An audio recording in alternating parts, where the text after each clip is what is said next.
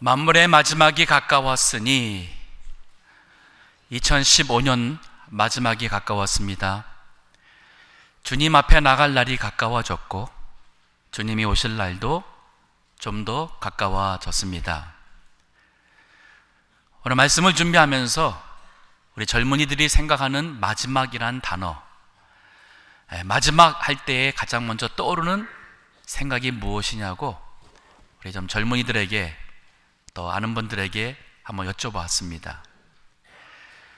놀랍게도 여러 대답 속에 가장 보편적으로 사람들이 생각하고 있는 마지막 하게 되면 끝이 가까운 혹은 기회, 마지막 기회, a sense of urgency, 즉 긴박한 상황, 이러한 생각을 하고 있는 것을 보았습니다. 오늘 베드로전서 4장 7절은 바로 우리가 처한 이 긴박한 상황에 대한 기억을 우리에게 자극하면서 만물의 마지막이 가까웠으니 라고 우리에게 먼저 시작합니다. 그래서 이 성도로서 마지막 때 준비를 어떻게 해야 되는지 세 가지 권면이 오늘 본문에 담겨 있습니다. 그 권면을 보면은 첫째는 영적 신앙 무장을 하라고 합니다. 이것은 하나님과 나의 관계 속에서 나의 믿음이 다시 한번 영적 신앙으로 세워지기를, 그리고 사람들과의 관계 속에서 서로 사랑하라, 아니 아름다운 관계를 우리에게 두 번째 권면하고 있고, 세 번째는 기회가 있을 때에 주님의 일, 봉사의 일을 하라는 것으로 우리에게 권면하고 있습니다. 우리 먼저 영적 신앙 무장에 대한 우리 준비에 대해서 생각하고 싶습니다. 7절의 말씀입니다. 만물의 마지막이 가까웠으니 그러므로 너희는 정신을 차리고 근신하여 기도하라. 정신을 차리라.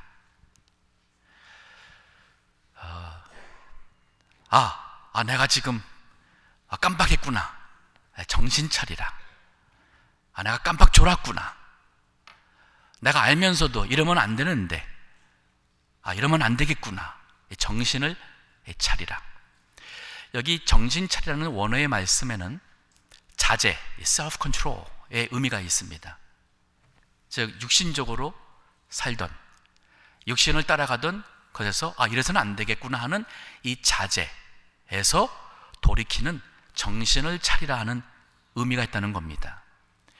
예수님께서 누가복음 18장에 보면은 인자가 올 때에 과연 믿음을 보겠느냐, 예수님 오실 때에 10처녀가 있는데 지혜로운 처녀든 어리석은 처녀든 다 밤이 깊어서 졸고 잤다 그랬습니다.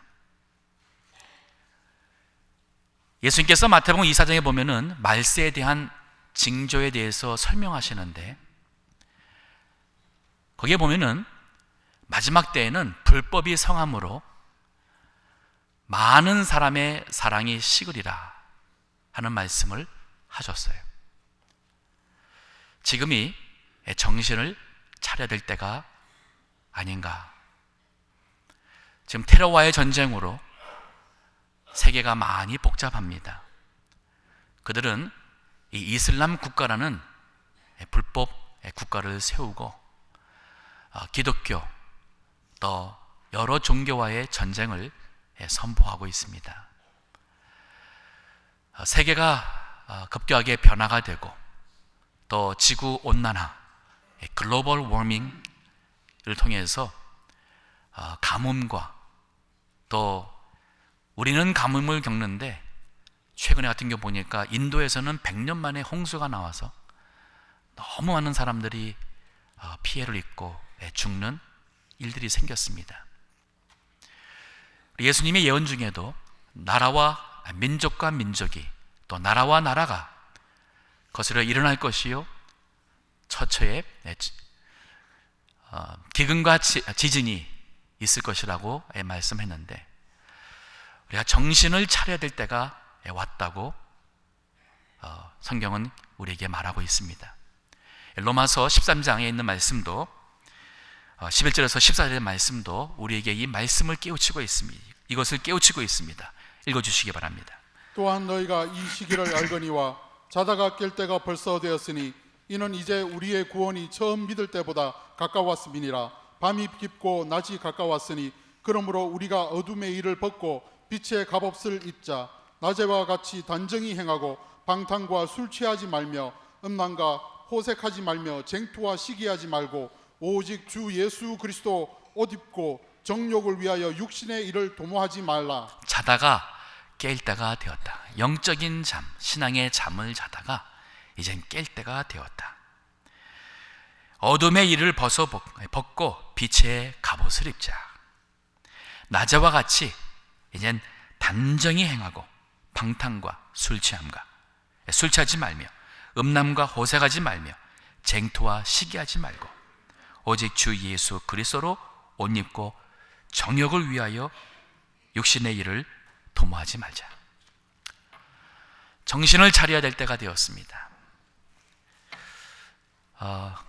정신을 차리기 위해서 한 두 가지 질문을 본인에게 해보시기 바랍니다. 하나는 나는 지금 무엇을 위해 살고 있는가? 라는 질문에 무엇이라고 대답하겠는가? 또 하나 질문은 나는 지금까지 무엇을 남겼는가? 내가 지금 주님 앞에 선다면 내가 무엇을 가지고 주님 앞에 설까? 이 두 가지 질문을 해보면서 내가 이렇게 살아서는 안 되겠구나. 내가 무엇을 위해 사는지, 무엇을 남겼는지 정신을 차려야겠구나. 두 번째, 우리 영적 신앙 무장을 위해서 깨어 기도하라 그랬습니다. 오늘 본문에서는 근신하여 기도하라 이렇게 얘기했는데, 이 근신한다는 의미 속에는 깨난다는 그러한 의미가 있습니다. 그러니까 다른 우리 바른 성경에는 이 깨어 기도하라라고 번역을 했는데, 깨어 기도하라, 근신하여 기도하라. 즉 우리가 하나님께 더욱 가까이 나가고 이제는 우리 육신이 원하는 대로 육신의 생활에 분주하기보다는 이제는 구원받은 내 영혼이 하나님의 임재 속에 들어가기를 사모하고 하나님의 음성을 듣기를 원하고 또 성령의 감동과 인도하심에 살기를 원하고, 그래서 기도 가운데 하나님 앞에 나가서 하나님 앞에서 하나님과의 1대1의 그러한 긴밀한 만남 속에 살아가는 영적인 생활을 하라는 것이 바로 깨어 기도하라는 거예요.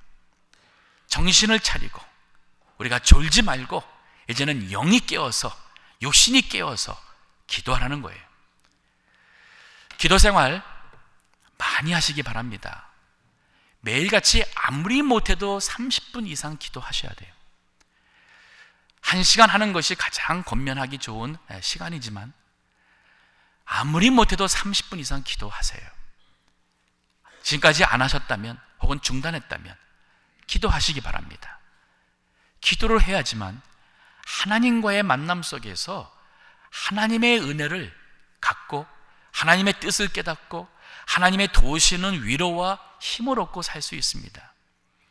기도를 할 때에 하나님 앞에서 회개가 나오고 말씀에 깨우침이 있고, 기도를 할 때에 하나님의 인도하시는, 하나님이 원하시는 것을 깨달아서 우리가 올바른 선택을 할 수가 있어요. 기도해야 됩니다. 육신의 사람은 기도하기를 싫어하지만 우리가 기도할 때의 영의 사람이 될 수 있어요. 기도하셔야 됩니다. 지금 우리가 살고 있는 이 세상이 너무 빨리 하나님을 떠나서 지금 이 하나님을 거역하는 세상으로 바뀌어가고 있어요. 제가 어저께 읽은 뉴스인 것 같습니다. 미국의 네브라스카 주에 링컨이라는 도시가 있습니다. 링컨, 네브라스카. 거기에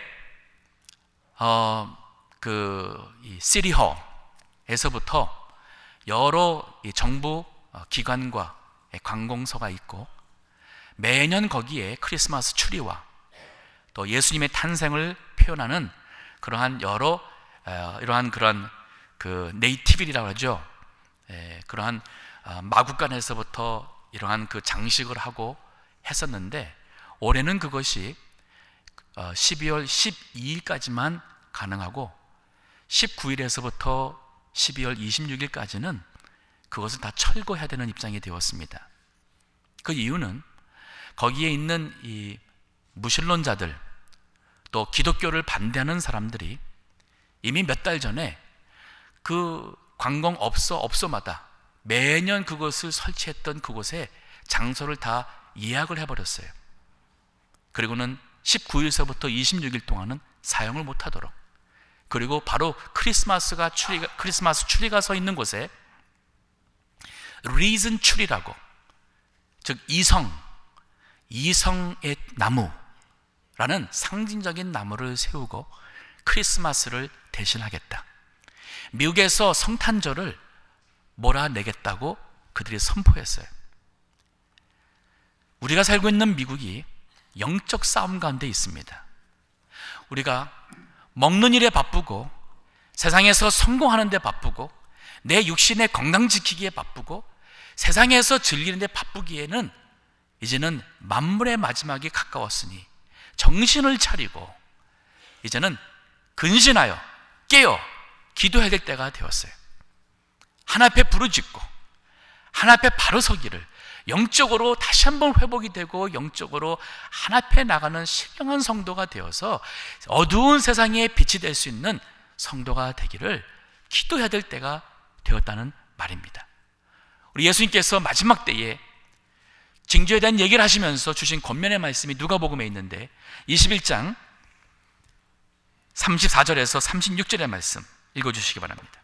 너희는 스스로 조심하라. 그렇지 않으면 방탕함과 술취함과 생활의 염려로 마음이 둔하여지고 뜻밖의 그날이 덕과 같이 너희에게 임하리라. 스스로 조심하라. 왜냐하면 그렇게 하지 않으면 우리가 방탕함에, 술취함에, 생활의 염려로 마음이 둔해져서 살아갈 때 뜻밖의 그날이 덕과 같이 임한다는 거예요. 계속 읽어주시기 바랍니다. 이 날은 온 지구상에 거하는 모든 사람에게 임하리라. 이러므로 너희는 장차 올 이 모든 일을 능히 피하고 인자 앞에 서도록 항상 기도하여 깨어 있으라 하시니라. 이것이 이렇게 우리가 갑자기 덕과 같이 임하지 않도록 하기 위해서, 그리고 인자 앞에 서도록 항상 기도하며 깨어 있으라. 항상 기도하며 깨어 있으라. 우리의 우리의 신앙을 무장하는 것이 첫 번째 마지막 때를 준비하는 성도의 모습. 두 번째는 아름다운 관계입니다. 오늘 본문에 8절에 보면 무엇보다도 열심으로 서로 사랑할지니 사랑은 허다한 죄를 덮느니라.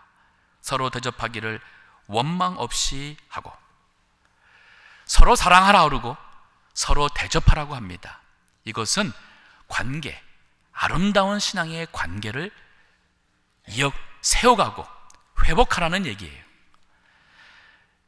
우리가 하나님과의 관계 속에서 영적 신앙 무장이 되면은 그 신앙이 결국 표현되는 것은 나와 함께 어우러져 살아가는 가족들과 성도들과 함께 결국은 사랑하는 거예요. 사랑하는 것이고 서로 귀한 것을 나누는, 이 대접하는 것이 바로 아름다운 관계예요. 아름다운 관계를 위해서 첫 번째 서로 사랑하라 그랬는데, 열심히 서로 사랑할지니 그랬어요. 무엇보다도 열심히. 이 말 속에는 적극적인 사랑이고, 그다음에 먼저 본인이 자원해서 하는 그러한 사랑의 의미가 있습니다. 우리 예수님도 이제 십자가에 못 박혀 죽으시기 전에 요한복음 13장에 보면은 새 계명을 너희에게 주노니 서로 사랑하라 하고 제자들에게 말했습니다. 내가 너희를 사랑한 것 같이 너희도 서로 사랑하라. 그러면 세상이 너희를 보고 나를 믿는다 그랬어요.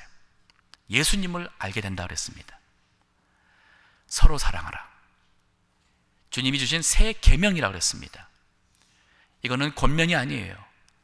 제가 우리 교우들에게 사랑하세요, 용서하세요, 이거는 권면의 의미가 있습니다. 하지만 여기 여기 이 말씀은 권면이 아니라 선택에 우리가 해도 되고 안 해도 되는 recommendation, exhortation의 의미가 아니라 이거는 권면이 아닌 명령이에요. 우리가 순종이냐 불순종이냐 하는 것밖에 없습니다. 사랑해야 돼요. 자, 정말 사랑할 수 없는 사람은 어떻게 할까요? 내 마음에는 정말 이 상처가 남아서 사랑이 안 되는데 어떻게 할까요? 그러면 억지로라도 그러면 사랑하는 흉내를 낼까요? 예, 억지로라도 인사하시고 억지로라도 그 사람의 기도할 때 하나님 앞에 그 사람을 용서하시고 억지로라도 그 사람한테 사랑의 행동을 하셔야 돼요. 그럼 가식이 아닌가? 아닙니다. 가식, 히포크리시는 의도가 달라요. 상대를 해치려고 그러고 나의 유익을 얻기 위해서, 가식은 겉으로 보이는 행동과 내 마음이 다른 거예요. 하지만 비록 내 마음에는 그 사랑이, 마음의 사랑은 아직은 정말 사랑하는까지는 넘치진 않아도 하나님 말씀을 순종하고자 내가 사랑의 행동을 하고 사랑의 표현을 한다는 것은 믿음의 순종이에요. 이건 가식이 아닙니다. 마음에 내키면 하고 마음에 내키면 안 하는 것은 그거는 불순종이에요. 서로 사랑하라, 서로 대접하라. 여기 서로란 단어가 참 중요합니다. 뒤에 가서 보면은 서로 봉사란 말도 나와요. 이 서로라는 것은, 이거는 밖에서 볼 때에 마치 하나님께서 보실 때에 서로 사랑하는 거예요. 하지만 그 안에 있는 우리는 서로라는 의미 속에서 당신이 하면 나도 하고 이런 의미가 아니에요. 왜 당신은 안 하냐 나는 하는데, 이런 의미가 아닙니다. 우리 이 안에 있는 우리의 입장에서는 각자가, 우리 모두가 다 사랑하라는 얘기예요. 그러니까 이 서로 사랑하는 말 속에는 나에게 주시는 사랑하라는 말이에요. 나에게 주시는 나로 하여금 대접하라는 얘기고 나로 하여금 봉사라는 얘기예요. 그러면 하나님 보실 때는 이게 바로 다 각자가 다 사랑하니까 주님 보실 때는 서로 사랑하는 모습, 교회 모습이 되는 겁니다. 여기 지금 8절과 9절과 10절에 나오는 말씀을 보면은 이 말에 사실 주신 말씀은 믿는 성도에게 주셨어요. 즉 교회를 향해 준 것입니다. 우리가 서로 사랑한다는 것이 정말 믿는 성도들, 교회 안에서라면 교회만은 정말 모두가 다 서로 사랑하고 서로 대접하고 정말 서로 아끼고 봉사하는 교회만은 정말 이 세상이 아무리 불법이 성해서 사랑이 식어진다 할지라도, 이 세상의 사람들은 서로 속이고 빼앗고 질투하고 시기하고 싸우고 한다 할지라도 교회만은 그런 것이 아닌, 교회 나와서 그들이 진정 하나님의 나라가 무엇이며 하나님의 사랑이 무엇인 서로 사랑을 체험할 수 있고, 그래서 그들이 하나님을 향한 마음이 열리고, 그래서 그들도 예수 믿어 구원받게 하는 것이 교회예요. 마지막 때가 되었습니다. 세상을 탓할 것이 아니라 교회가 바르게 했으면 교회의 진리의 빛이, 구원의 빛이 어두운 세상을 밀어나가게 되어 있습니다. 하지만 우리가 정신을 차리지 못하면 세상이 교회에 들어와요. 그래서 교회가 오히려 자꾸 세상을 따라가며 세상의 문화와 세상의 유행과 세상의 모습을 닮아가는 것이 바로 교회가 된다는 말이에요. 이거는 세상을 변화시킬 수 있는 교회가 아닙니다. 세상을 변화시킬 수 있는 교회는 먼저는 우리가 하나님 앞에 나가서 영적 신앙 무장을 하고, 그리고 교회 안에서만이라도 서로 사랑해야 돼요. 이 말씀 속에는 용서가 포함되어 있습니다. 용서. 왜냐하면 그 뒤에 보니 사랑은 허다한 죄를 덮느니라. 이 허다한 죄를 덮는다는 것은 다른 사람이 나에게 한 허물이에요. 나에게 끼친 상처와 그러한 나쁜 일입니다. 근데 그거를 내 입장에서 그 사랑을, 그 허물을 덮으란 얘기예요. 이거를 드러낼 수 있습니다. 말할 수 있고 고소할 수 있고, 그러면은 결국은 다툼을 일으키는 거예요. 그러지 말고 내가 차라리 주님 앞에 맡기고 기도하고 그 사람이 나에게 향한 그 허물을 덮으라는 것이 바로 사랑이고 용서예요. 사람들은 누구를 용서 못한다고 그래요. 내가 다 아는 용서해도 저 사람은 용서 못한다. 다 용서하지만 그가 그거 한 것은 내가 용서 못한다. 내가 죽을 때까지 그것은 내가 절대 용서 못할 것이다. 그래서 연락을 끊었습니다. 연락하지 않습니다. 그리고 나는 의롭다고 생각합니다. 하지만 그건 잘못이에요. 용서는 내가 저 사람이 나에게 사기 쳤다 그래서 내가 당신 용서할게 그래서 그 사기 죄가 없어지는 거 아닙니다. 그는 재판을 받을 것이고 그래서 감옥에 갈 수 있는 것. 즉 내가 용서한다 해서 그 사람의 죄가 없어지는 게 아니에요. 그럼 왜 성경 우리한테 용서하라 그래요? 용서는 나와 하나님과의 관계 문제 때문에 용서하는 겁니다.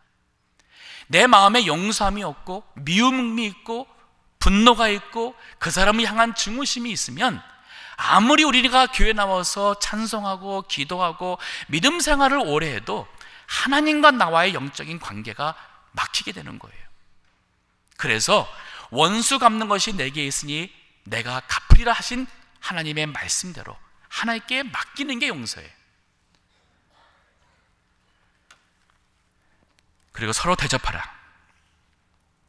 히브리서 13장 1절과 2절의 말씀 읽어주세요. 형제 사랑하기를 계속하고 손님 대접하기를 잊지 말라. 이로써 부지 중에 천사들을 대접한 이들이 있었느니라. 네, 대접하라 그랬습니다.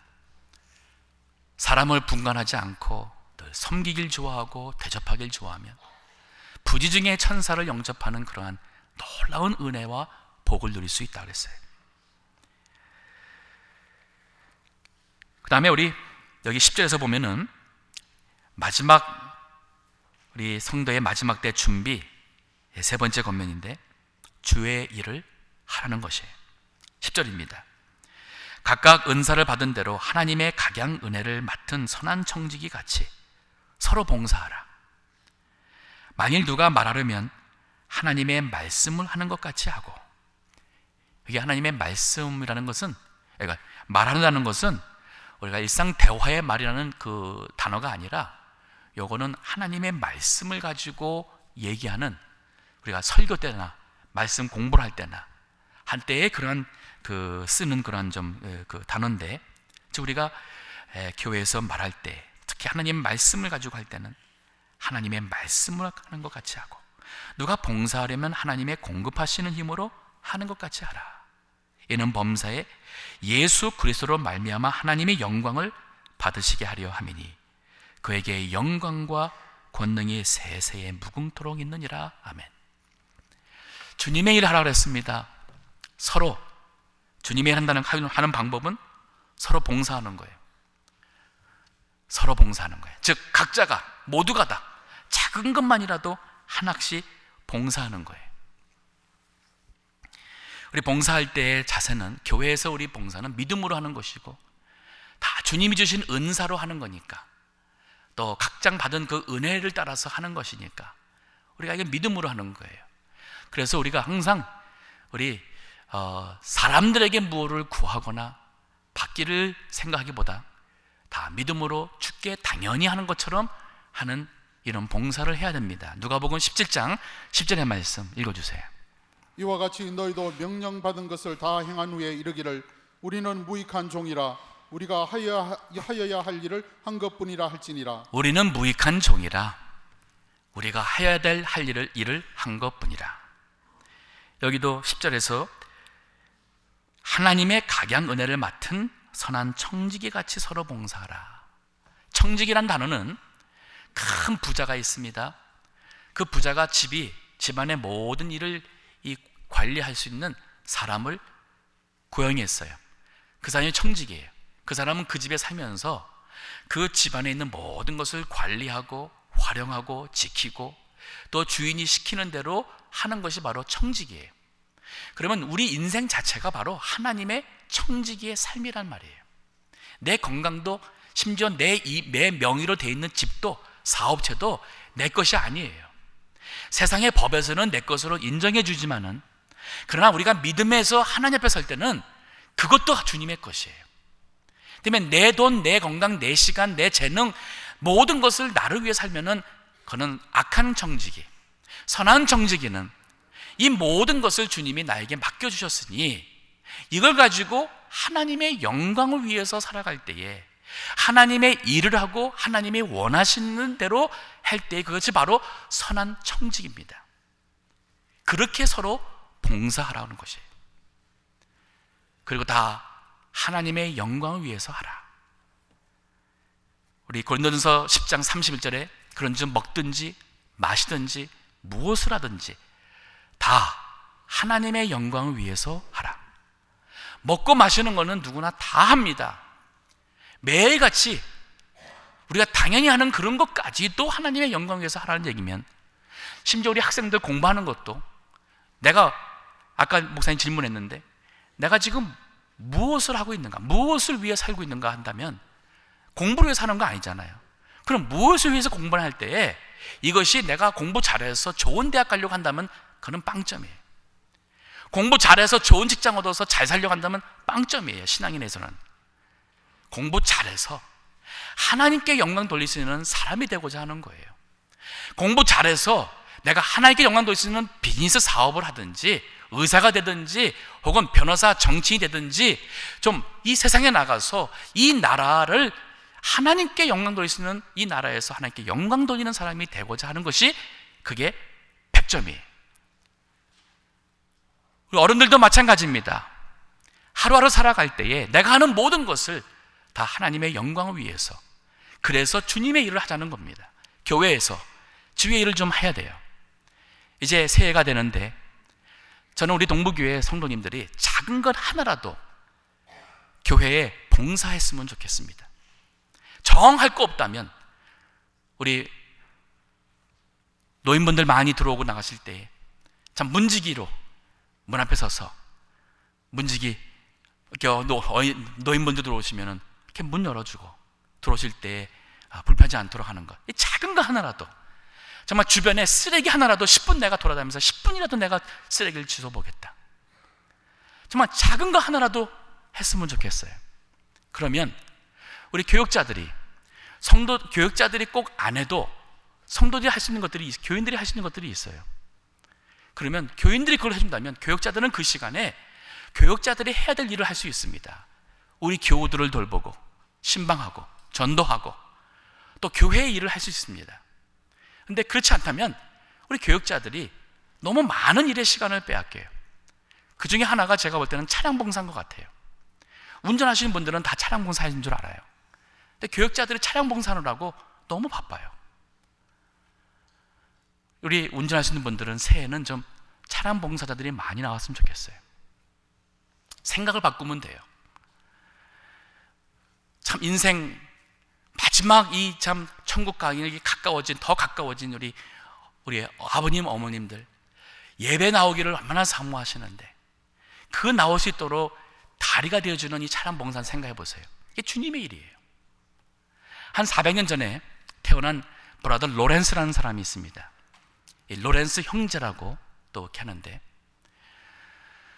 그가 죽은 후에 The Practice of the Presence of God이라는 하나님의 임재의 연습 혹은 하나님의 임재의 삶이라는 책이 우리 한국말로 번역이 되어 있습니다.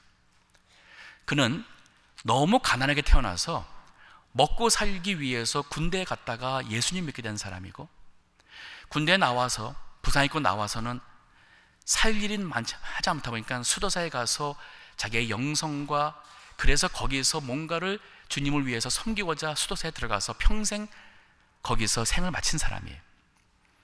그 로렌스가 죽은 다음에 그의 삶을 보면서 너무 많은 사람들에게 그 끼친 감동으로 인해서 다른 사람들이 그를 기억하며 그가 남긴 그 말과 삶을 기록한 책이 바로 그 책인데, 과연 로렌스라는 사람은 어떻게 살았는가 하면, 그는 배운 게 없어서 수도사에 들어가서도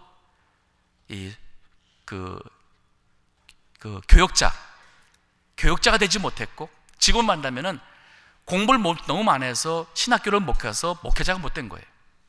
하지만 거기에서 그는 자기가 할 수 있는 가장 작은 일에서 한평생 충성했습니다.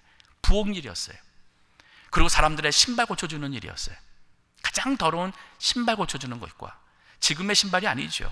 400년 전이니까 얼마나 더러웠겠습니까? 그리고 부엌의 일이었습니다.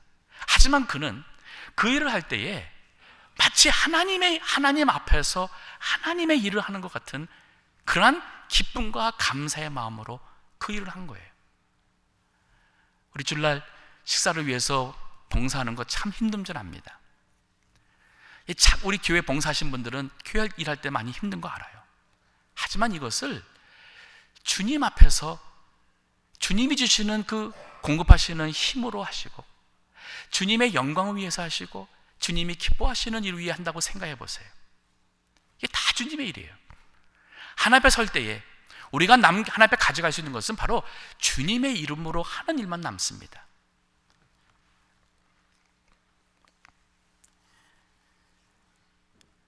결국 우리가 먹는 거, 마시는 것까지도, 공부하고 직장과 모든 것도 다 주님의 영광 위해서 살아간다면, 이것이 주님이 언제 오실지 모르겠지만 그때에 우리가 주님 앞에 설 수 있는 그러한 믿음의 준비의 삶이 되겠어요. 말씀을 정리하겠습니다. 정말 우리에게 진짜 마지막이 왔을 때, 저기 이 세상을 떠나 주 앞에 가는 그 시간이 왔을 때, 진짜 성공한 믿음의 삶이 무엇일까요? 저는 그것을 나의 삶을 통하여 얼마나 많은 사람들이 하나님께 영광을 돌리는가, 거기에 있다고 봅니다. 내가 하는 나의 믿음 삶보다도 더 나가서 나를 바라보는 나의 가족과 교우들과 나를 아는 모든 사람들이 나의 삶을 통하여 하나님께 영광을 돌릴 수 있다면 우리의 삶은 진정 헛되지 않은 삶이라 믿습니다. 만물의 마지막이 가까웠습니다. 이젠 정신을 차리고 근신하여 기도할 때가 되었습니다. 열심히 서로 사랑하시고 허다한 허물을 덮어주시고, 그리고 서로 대접하기에 힘써야겠습니다. 그리고 이제는 봉사해야겠어요. 주님이 나에게 주신 그 은사, 그 은혜를 가지고 서로 봉사하며 그리스도 안에서 하나님께 영광을 돌리는 우리의 삶, 성도의 마지막 때의 준비가 될 줄 믿습니다. 같이 기도하겠습니다.